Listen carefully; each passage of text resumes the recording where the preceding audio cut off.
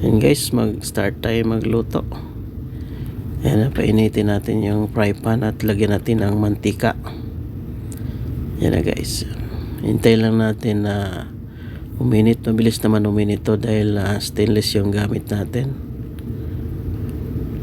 At ihulog natin yung una, yung bawang. First step, ayan, maghulog tayo ng bawang. At hintayin natin pumula yung bawang na patunayan na siya ay naluluto na. Pag namula na yung bawang, yan, huwag po kayong mainip, halo-haloin lang natin. Hahaluin ko lang pala. At pag pumula na, hintayin nating pumula at ihulog natin yung karne. Yan na guys, yun yung meat. Yun yung pork meat natin guys. Yun yung pinaka the best na lahok natin. Yan. Hintayin lang natin yan pumula para manunuot yung kanyang lasa sa ating paggisa. Igigisa muna natin yung karne para mawala yung kanyang lasa, malansa na lasa. Yan. Kailangan nating natin lulutuin natin siya ng kahit half cook lang guys. Pupulahin lang natin para mawala yung lansa niya at masarap nating kainin sa pagkainan.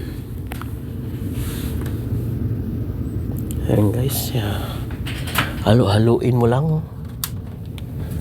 at hintayin natin at ilagay natin yung mga ibang ingredients.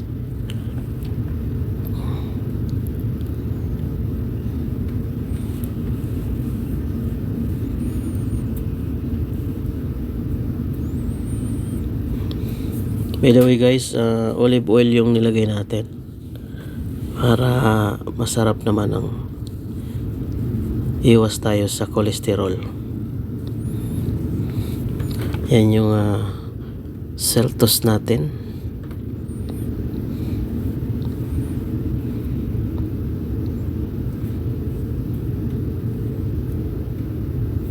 Yan, parang naluto na siya.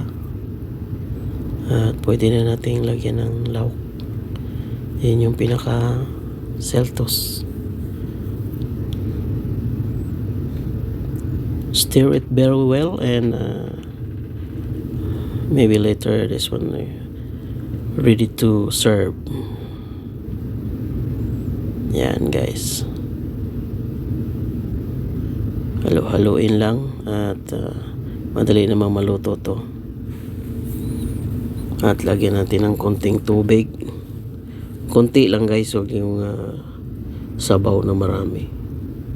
Yan ang ating soy sauce, pampalasa.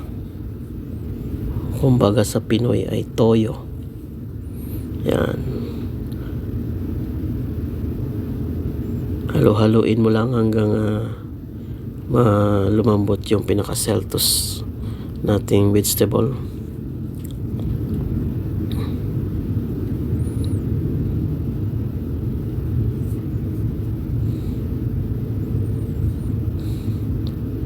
At lagyan natin ng asin.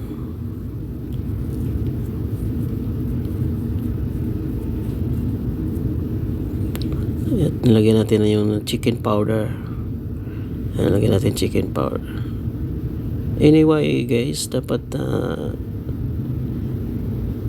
beef powder. Wala nang tayong beef powder. Chicken powder. Yan guys, lagyan natin yung powder ng pampalasa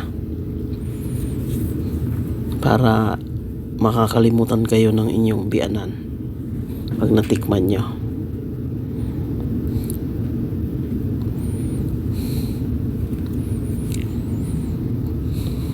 Yan, hintayin natin maluto. At nilagyan din natin ng bell pepper yan. Black pepper pala guys, black pepper, not bell pepper. Black pepper or paminta. Napakasimpleng recipe guys, na masarap naman sa pagkainan. Tiyak mapaparami kayo ng pagkain. Yan, at luto na siya.